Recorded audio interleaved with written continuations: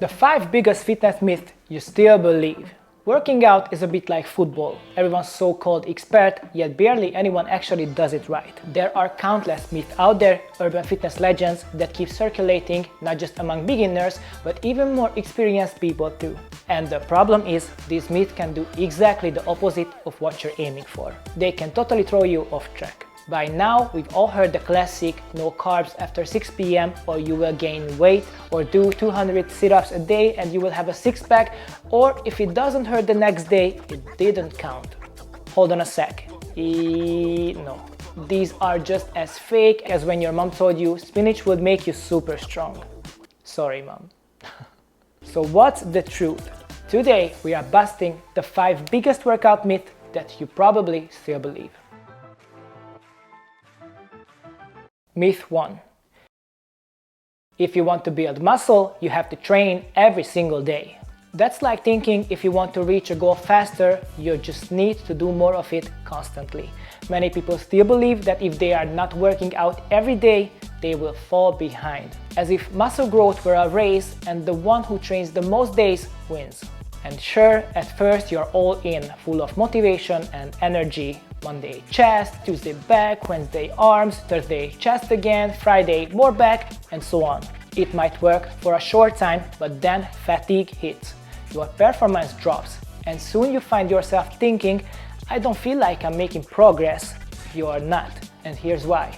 Because muscle doesn't grow during training, it grows when you rest or sleep. If you hit the same muscle groups every single day, you don't give them the time to recover, which means you are not allowing your body to respond to the training stimulus in a way that leads to growth. Muscle growth is an adaptive response.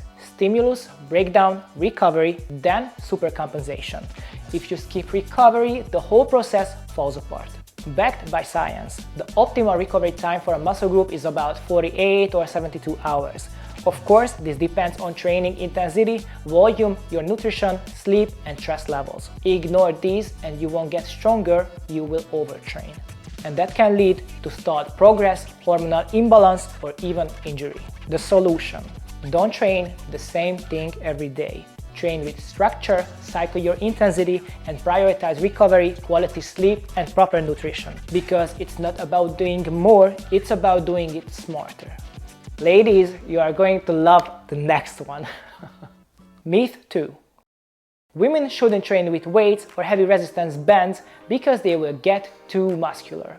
I've explained this to my female clients about as many times as your girlfriend said, I don't know, you choose where we eat tonight, babe. In other words, a lot. Many women still believe that if they start resistance training, they will wake up the next day looking like Schwarzenegger and be called to step on stage. The thought process usually goes like this. If I already look like this without weights, what's going to happen if I start using them? It's like thinking that if you attend one art class, you will accidentally become Picasso the next morning. Too many still believe that resistance training will somehow within weeks magically turn them into a bodybuilder, like it's an uncontrollable side effect that kicks in after a few sessions. And most of the time, this fear isn't even self-generated, it's whispered by others around them. Don't do that, you will get too bulky, you will lose your femininity, you look like a dude. So instead, many stick to endless cardio or stay in the safe zone with light weights and easy moves. Deep down though, they still want to feel stronger, leaner, and more confident. They just fear going too far. Here is the truth. That's not how the female body works. Building muscle is a long, complex, and highly intentional process. For a woman to develop the kind of muscle mass that might be considered masculine, whatever that even means, it takes years of consistent, heavy training, a strict nutrition plan, and in many cases, hormonal support. This doesn't happen by accident, and it definitely doesn't happen from adding resistance-based training 2 or 3 times a week. In fact, if you're aiming for a toned, lean, and athletic physique, targeted muscle work is exactly what you need. Backed by science. The female body's natural hormonal profile, especially the lower testosterone levels, makes it significantly less prone to building large amounts of muscle mass compared to men. On top of that, muscle growth requires not just resistance training, but also adequate protein intake, progressive overload, and proper recovery. What most people call too muscular is actually a healthy, athletic and aesthetic body, the result of smart training, and secretly, that's exactly what 90% of women are aiming for. Here's the solution. Don't fear strength. Resistance-based training, whether it's with tools, body weight or functional movements, doesn't make you masculine. It makes you strong, toned and vibrant. Choose your workouts based on the person you want to become, not on what others might say. If you want to grow, controlled and intentional strength training isn't your enemy. It's your key. And up next is one that everyone has definitely heard before. If you are ready to finally let go of the fear of getting too muscular and start training in a way that actually supports your body's real needs, the Final Form app was made for you. Inside, you will find programs designed specifically for women with glute sculpting, shaping and functional workouts that are not only effective but safe too. Behind every single movement, there's a clear answer. Why you are doing it, how to do it and what it's for. Build your strength and embrace your femininity with us. Download the app from the App Store or Google Play and build a body that doesn't just look good but feels incredible to live in. The third myth. A workout is only effective if you are sore the next day. I really love this topic. Sure, a little muscle soreness can feel good after a tough session. It's a reminder that you pushed yourself and it's easy to associate that with having done something productive.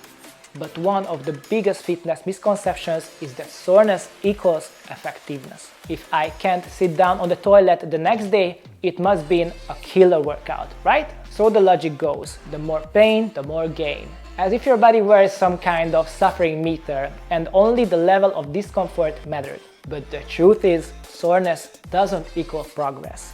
Muscle soreness tends to show up when your body experiences a new type of stimulus, or when you do high amounts of eccentric work movements where your muscles lengthen under tension, like slow negatives. This creates microscopic damage in the tissue and your body responds with inflammation and recovery.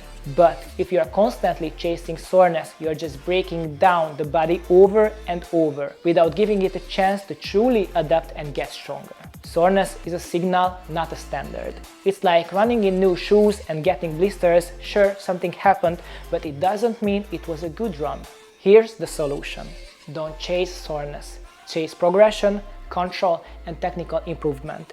If soreness is always your goal, you risk overtraining and hitting a plateau. Measure the effectiveness of your workouts not by how much they hurt, but by the results you're getting, the quality of your movement and the consistency of your progress. A great workout isn't great because it hurts, it's great because it moves you forward. Fourth myth.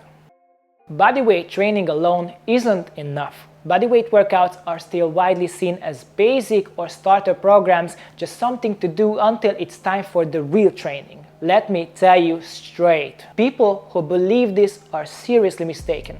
This myth claims that you can't really build muscle, progress or see visible results without using weights. But the truth is, it's not the equipment that makes a workout effective, it's the structure, the progression, the intensity and how you use your body. A well-designed bodyweight program can include strength development, mobility, functional performance and even body composition changes, and in many cases it actually demands more body awareness than traditional gym machines ever could. Backed by science.